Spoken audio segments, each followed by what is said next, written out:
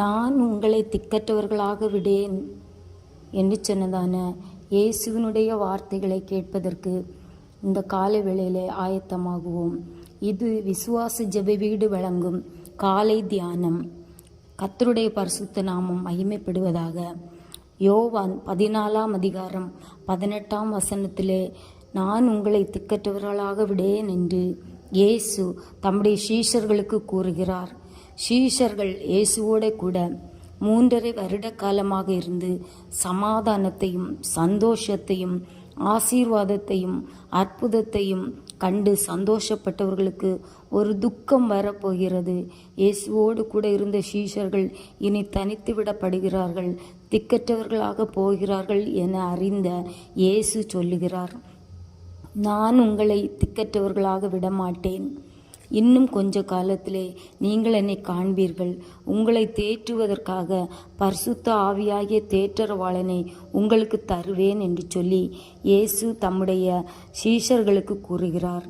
நாமும் திக்கற்று போன நிலைமையில் ஐயோ நான் எங்கே போவேன், என்ன செய்வேன், எனக்கு உதவி செய்வதற்கு யாரும் இல்லை, என்னை ஆதரிப்பதற்கு யாரும் இல்லை, என்னை நேசிக்க யாரும் இல்லை, என்னை புரிந்து கொள்ள யாரும் இல்லை, நான் தனிமையில் இருந்து கஷ்டப்படுகிறேன் என்று கலங்குகிற தேவ பிள்ளையை இயேசு கூறுகிறார், நான் உங்களை திக்கற்றவர்களாக விடமாட்டேன் என்கிறார்.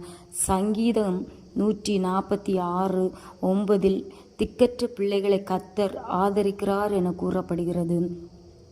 என்னுடைய பிள்ளைகள் என்னை ஆதரிக்கவில்லை, என்னுடைய கணவன் என்னை ஆதரிக்கவில்லை, என்னுடைய மனைவி என்னை ஆதரிக்கவில்லை, என்னுடைய பெற்றோர் என்னை ஆதரிக்கவில்லை, நான் தனித்து விடப்பட்ட நிலையில் இருக்கிறேன், நான் திக்கற்ற நிலையில் இருக்கிறேன் என கலங்குகிற தேவ பிள்ளையே, உன்னை ஆதரிப்பதற்கு உனக்காக உதவி செய்வதற்கு இயேசு இருக்கிறார்.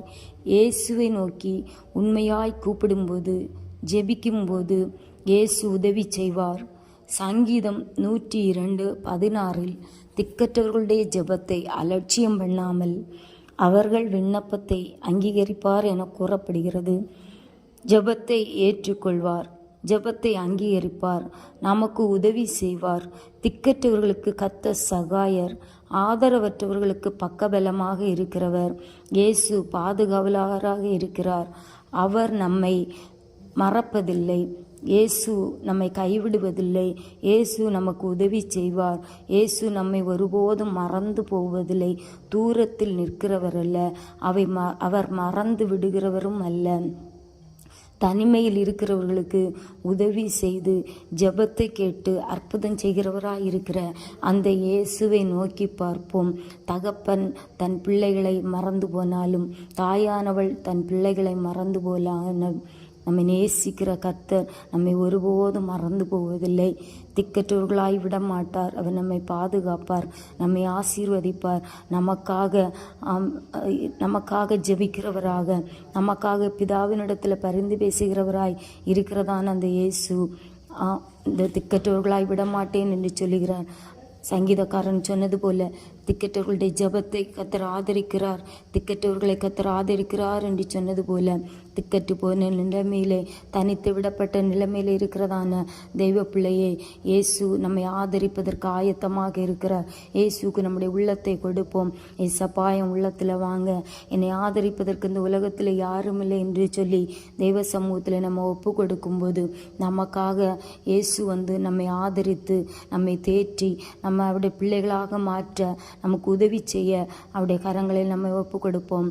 கர்த்தர் தாமே நம்மை ஆசீர்வதிப்பார். ஆமென்.